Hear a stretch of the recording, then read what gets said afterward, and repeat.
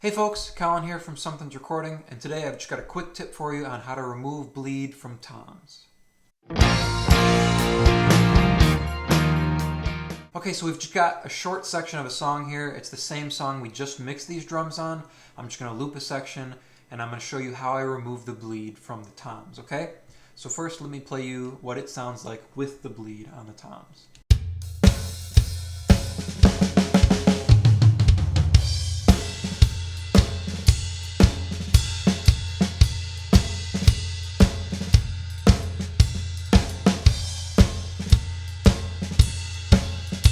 So you can hear that ride really cuts through. It's pretty much like these toms are acting like a ride mic themselves because they're picking up all that sound. Here's just the toms.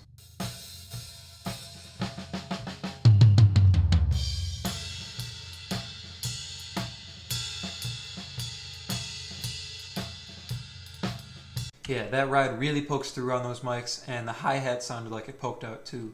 So I'm going to show you two ways to take care of that. The first way is the way I never do because I absolutely hate using gates. And then the second way is what I always do before I even start mixing a song, okay? So we're going to grab a gate here first. Where is it at? That one. So we'll just set it and see if we can get it to sound any good.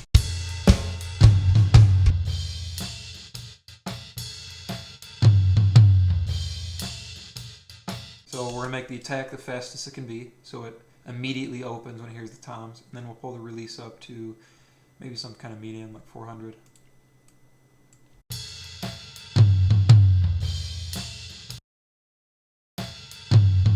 The toms are hitting right about in this area, so let's pull the threshold up.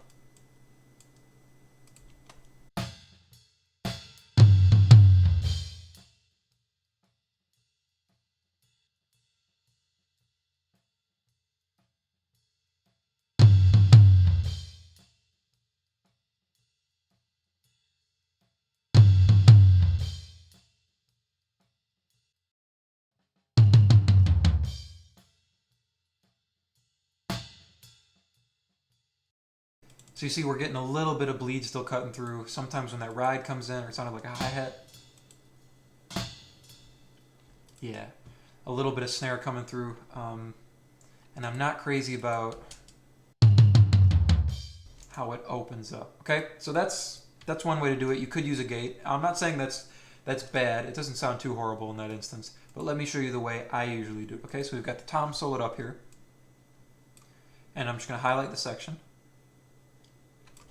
And we're going to remove it. Then we'll fade it in. We'll get this back end section. And we'll fade it out. So here's what that sounds like. Now I know that cymbal sounds a little weird, but take a listen inside the track, okay? Take a listen to how that cymbal just goes right into the overheads. You don't even notice that it cuts off on the toms.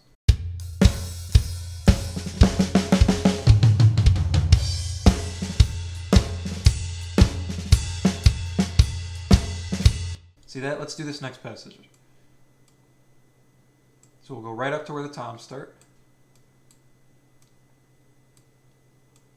We'll delete everything beforehand. We'll fade them in. We'll go to where they end. And you usually want to leave a little bit more on the back end so you can give it a nice fade.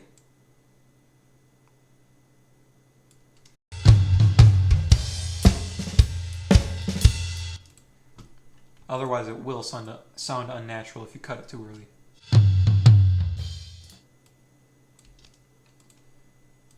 So we'll pull these back and we'll take a listen to that passage in the mix.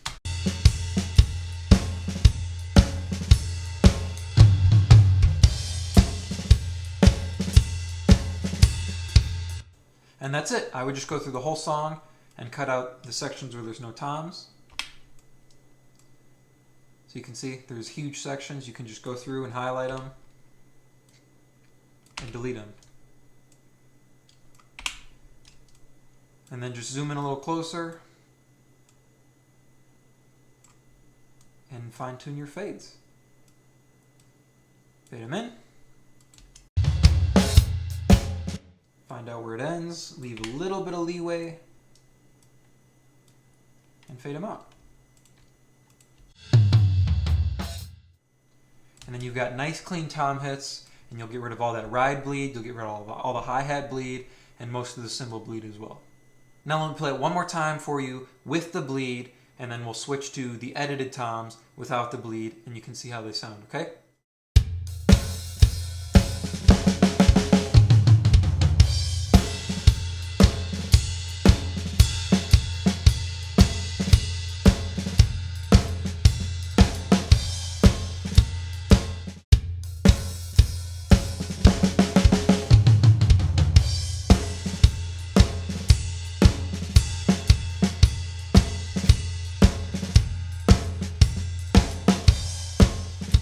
That's it for this video, guys. Just a quick one today, just a short tip on how to edit out the bleed on toms. I hope that was helpful for you. Leave a comment down below on future videos you want to see, and we'll see you next time.